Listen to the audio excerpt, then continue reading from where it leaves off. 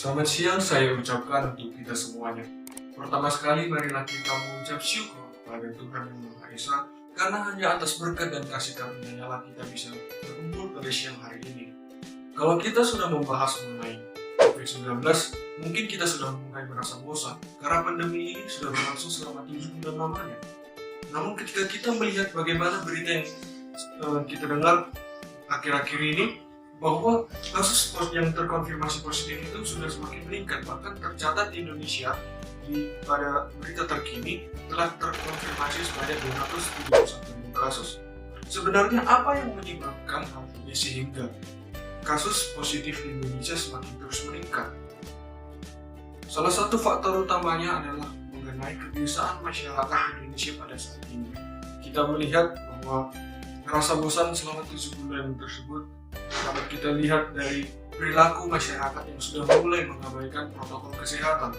Aktivitas seperti biasa di luar, tidak menjaga jarak, tidak menggunakan masker pada saat di tempat umum ataupun di keramaian, dan yang lain sebagainya. Dan hal itulah yang menjadikan mengapa pandemi ini bisa sampai berlangsung terasa sudah cukup lama selama 7 bulan. Oleh karena itu, di sini kita akan membahas mengenai pentingnya protokol kesehatan kita jadikan sebagai gaya hidup kita selama pandemi COVID-19 ini, dan mungkin saja itu akan berlangsung tidak cukup lama jika kita semuanya bisa melakukan itu dengan baik. Kita semua tentu sudah mengetahui informasi mengenai COVID-19, apakah virus pembawaannya dan bagaimana dampak yang ditimbulkan pada tubuh kita.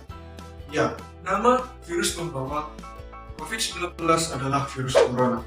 Virus corona menyerang sistem pernapasan tubuh manusia dan menginfeksinya, sehingga mungkin saja bisa menyebabkan gangguan pernapasan dan bisa saja berakhir pada infeksi akut yang bisa berujung pada kematian.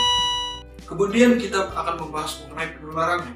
Bagaimanakah penularan virus corona hingga bisa menginfeksi sistem pernapasan kita? Penularan yang pertama adalah melalui droplet. Penularan secara droplet itu merupakan percikan lendir saluran pernapasan kita yang mengandung virus corona dan kemudian menempel pada permukaan yang sering kita sentuh. Kemudian ketika kita menyentuh permukaan tersebut dan menyentuh bagian mulut, hidung ataupun mata kita, bisa saja kita sudah terinfeksi oleh virus corona tersebut. Namun kita juga bisa melihat bahwa tidak tertutup kemungkinan virus corona bisa menular melalui udara. Dan dari udara itu bisa terjadi apabila ventilasi ataupun sirkulasi udara di dalam suatu ruangan itu tidak bagus ataupun tidak berjalan dengan baik, sehingga bisa memungkinkan virus corona bisa menular melalui udara. Begitulah mengenai penjelasan singkat dan informasi-informasi mengenai COVID-19. Yang kedua, kita lanjutkan mengenai seberapa pentingnya protokol kesehatan dalam pencegahan penularan COVID-19. Beberapa protokol kesehatan yang dianjurkan pemerintah diantaranya yang pertama adalah menggunakan masker.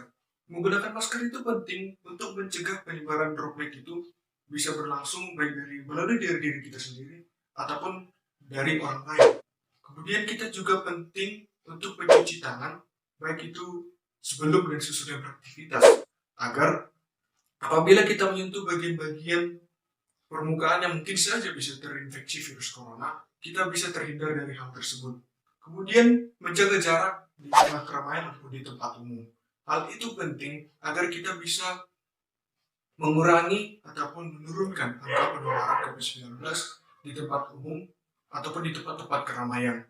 Kemudian yang terakhir adalah penting untuk berada di rumah jikalau tidak ada pekerjaan yang sangat penting ataupun sangat-sangat penting sekali. Jikalau memang tidak ada, maksud saya, jikalau memang ada pekerjaan yang sangat penting dan penting sekali dan harus menyuruh kita keluar rumah, tentunya kita harus menghindari keramaian, menjaga jarak, dan juga yang paling penting adalah menggunakan masker. Nah, hal-hal yang bisa dikatakan cukup sepele ini yang seringkali diabaikan oleh masyarakat, seperti yang Sudah saya sampaikan di awal tadi, banyak dari masyarakat yang mengabaikan protokol kesehatan, seperti contohnya tidak menjaga jarak, beraktivitas seperti biasa di luar, sehingga tidak menggunakan masker, dan juga tidak menghindari keramaian, dan tidak menerapkan protokol kesehatan tersebut dengan baik. Banyak dari kita yang mungkin merasa memang pandemi COVID-19 ini hanyalah omong kosong karena kita belum mengalami ataupun tertular COVID-19 tersebut. Ada pula yang sudah melakukannya dengan baik, namun tidak melakukan hal tersebut dengan benar.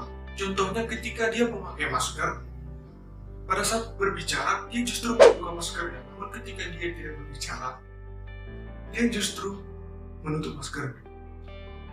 Masker tersebut harus dipakai setiap saat, hanya untuk demi menghindari penularan secara droplet tersebut. Kemudian, mengenai jaga jarak yang seringkali diabaikan oleh masyarakat. Kita sering melihat masyarakat kini sudah mulai kembali berkumpul dan berkerumun, dan justru tidak menghindari keramaian tersebut. Ketika bertemu bahkan ada yang duduk berapat-rapat, kemudian bersalaman dan bahkan berpelukan. Memang kita selalu ingin melepaskan kerinduan kita ketika bertemu kepada orang lain ataupun teman-teman kita.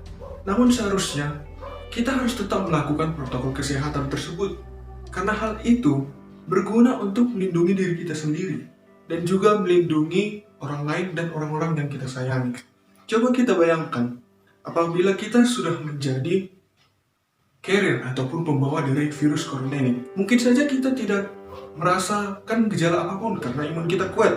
Namun, apa yang terjadi apabila kita menularkan virus tersebut kepada orang lain, kepada teman-teman, kepada orang-orang yang kita sayangi, kepada keluarga kita? Maka, penting bagi kita untuk memperhatikan hal-hal kecil ini. Tentunya semua hal tersebut harus kita mulai dari diri sendiri, kemudian kita bisa mengajaknya melakukan hal tersebut kepada orang lain. Dengan membiasakannya, pastilah secara bersama-sama kita bisa menekan angka penyebaran COVID-19 ini. Dan mungkin saja angka penyebarannya bisa mencapai 0 jika kita melakukannya dengan baik. Bahkan sebelum penemuan vaksinnya kita bisa menghilangkan virus ini. Oleh karena itu, marilah kita secara bersama-sama tetap semangat dan jangan mengeluh. Memang mungkin saja ini terasa cukup berat karena kita harus membiasakan pola kebiasaan yang baru. Namun jikalau kita melakukannya dengan baik dan memperhatikan dampak-dampak apa saja yang bisa kita rasakan apabila tidak melakukannya, kita bisa melakukan hal tersebut dengan baik. Tetap semangat, yakin dan percayalah kita bisa melakukan hal tersebut dan kita bisa menyelesaikan dan melewati rintangan ini dan tantangan ini dengan baik. Demikianlah ceramah yang bisa saya sampaikan. Apabila ada kesalahan kata, tutur kata yang saya perbuat, saya mohon maaf. Kiranya apa yang saya sampaikan ini bisa berguna untuk kita semua. Demikianlah yang bisa saya sampaikan. Atas perhatiannya saya ucapkan sekian dan terima kasih.